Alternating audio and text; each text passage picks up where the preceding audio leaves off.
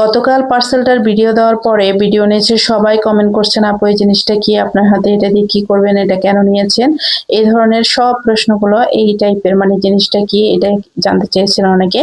তো আমার খালার সাথে কথা বলছিলাম ঈদের আগে আর কি কি কাজ আছে, আর এখানে আমার মিস্ত্রি চলে আসছে আজকে। সেই জিনিসটাই আপনাদেরকে সুন্দর করে অর্গানাইজ করে দেখাবো যে আমি রান্নাঘরের জন্য কি নিয়েছিলাম। আমি কমেন্টে বলেছিলাম এটা কিচেনের জন্য একটা অর্গানাইজার নিয়েছি, তো সেটাই আজকে দেখাবো। তো এইখানে হচ্ছে আমার অনেকগুলো ওয়াল হ্যাঙ্গিং, আগের বাসায় আমি উত্তরায় থাকতে যখন আমি ওয়ালগুলোকে সাজিয়েছিলাম, তো সেগুলো আমি এ বাসায় সাজাতে চাচ্ছিলাম না, তারপরেও বেছে বেছে কয়েকটা দিয়ে কিছুটা ডেকোরেশন করেছি। এটা আমার ছেলের রুম।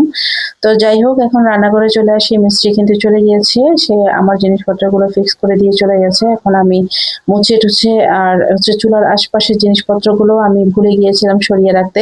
তো সেগুলোতে এত পরিমাণ ধুলোবালি পড়েছে, কারণ হচ্ছে ড্রিল করার কারণে ধুলোবালি পড়েছে। এগুলো না ধুলে, মানে ওয়াশ না করলে কোনোভাবেই সম্ভব না, শুকনো কাপড় দিয়ে মুছলে এগুলো পরিষ্কার হবে না।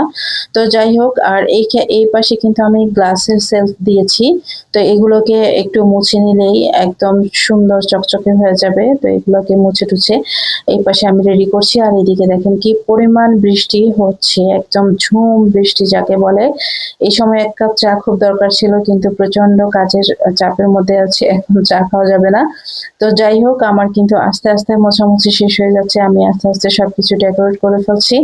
তো বেশিরভাগ জিনিসই আমার ধোয়া লাগছে, কারণ ওয়ালের যে ধুলোগুলো, এগুলো না ধুলে এমনি ঝাড়া মোছা দিলে হবে না। তো কি করব, আর ওয়াশ করে ফেলছি, সবকিছু কষ্ট হলেও করতে হবে।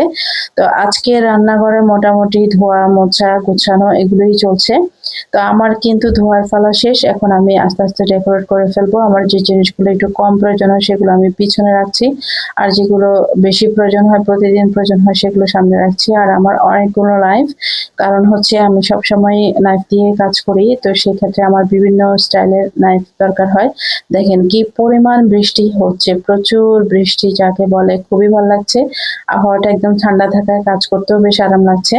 তো এইটাই হচ্ছে সেই অর্গানাইজার যেটার কথা আপনারা কালকে অনেক জানতে চেয়েছিলেন, অনেক জিজ্ঞেস করেছিলেন যে আপু এটা কি নিয়েছেন, এটা দিয়ে কি করবেন। তো আপনারা দেখে বলেন যে আমি জিনিসটা কেমন নিয়েছি, বা এটা লাগানোর পরে সাজানোর পরে কেমন লাগছে। এটা খুবই গুরুত্বপূর্ণ একটা জিনিস রান্নাঘরের জন্য।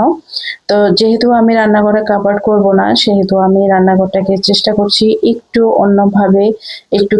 গতকাল পার্সেলটার ভিডিও দেওয়ার পরে ভিডিও নিয়েছে সবাই কমেন্ট করছেন, আপু এই জিনিসটা কি আপনার হাতে, এটা দিয়ে কি করবেন, এটা কেন নিয়েছেন, এই ধরনের সব প্রশ্নগুলো এই টাইপের, মানে জিনিসটা কি এটা জানতে চেয়েছিলেন অনেকে।